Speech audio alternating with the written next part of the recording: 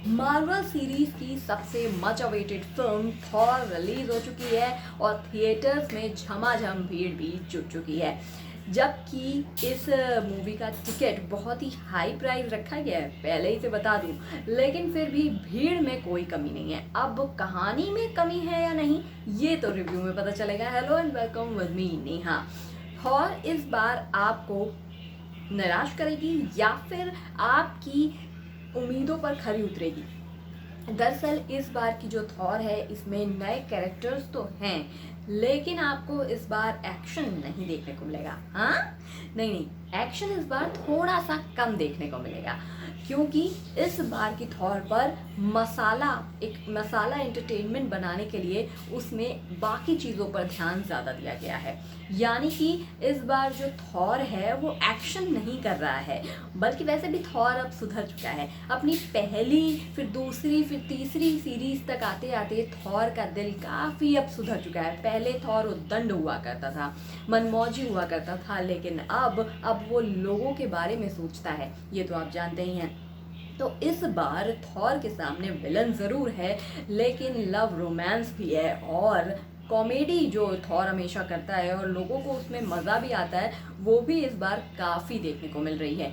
यानी कि इस बार डायरेक्टर्स ने कॉमेडी पर ध्यान दिया है इस पर एक्शन पे ठीक ठाक ध्यान दिया है, और जो मार्वल सीरीज़ के विजुअल्स होते हैं जो बहुत ही यूनिक लगते हैं और रियल लगते हैं, ऐसा लगता है कि वाकई में आप उस दुनिया में हैं और ऐसा कुछ वाकई में होता है, ये फील करा देती है मार्वल की सीरीज़। तो वैसा फिर से इस बार भी देखने को मिल रहा है।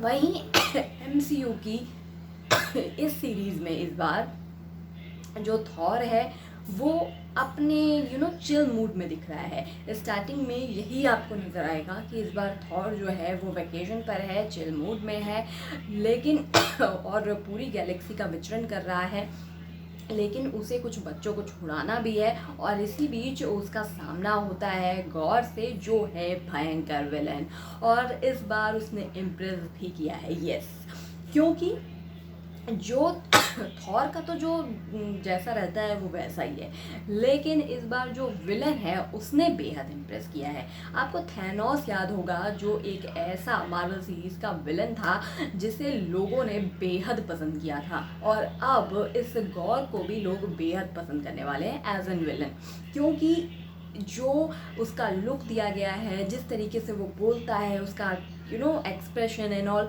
तो वो वाकई में देख के तो डर लगता है। तो कहीं ना कहीं इस बार एक फिल्म को मसाला एंटरटेनर बनाने के लिए इस बार कॉमेडी भी डाली गई है, फियर भी डाला गया है, हॉरर भी डाला गया है, एडवेंचर भी डाला गया है, और उसके अलावा एक्शन भी है। तो यानी कि ये फिल्म वाकई में एक फैमिली फिल्म भी है और बच्चों की तो फेवरेट है, तो इसलिए आप इसे देखने जा सकते हैं।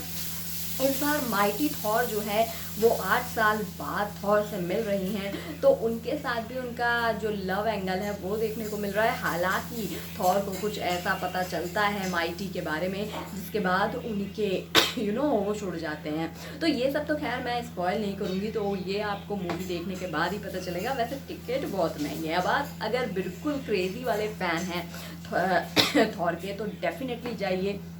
हालांकि कुछ आप बहुत अलग, बिल्कुल नया एक्सपेक्ट कर रहे हैं तो आपको मूवी में देखने को नहीं मिलेगा क्योंकि जो पहले एक अलग ही क्रेज़ और एक अलग स्टोरी के साथ चीज़ें नज़र आती थी, स्पाइडरमैन हो या फिर जितने भी एमसीयू के क्या कहते हैं ये सुपर हीरोज़ हैं, वो अब धीरे धीरे फीका होता जा रहा है।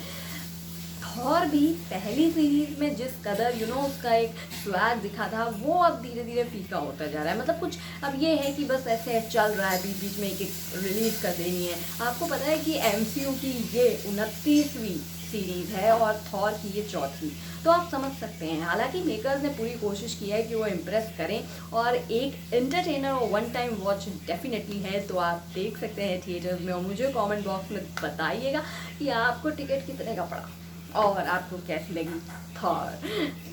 Bye bye.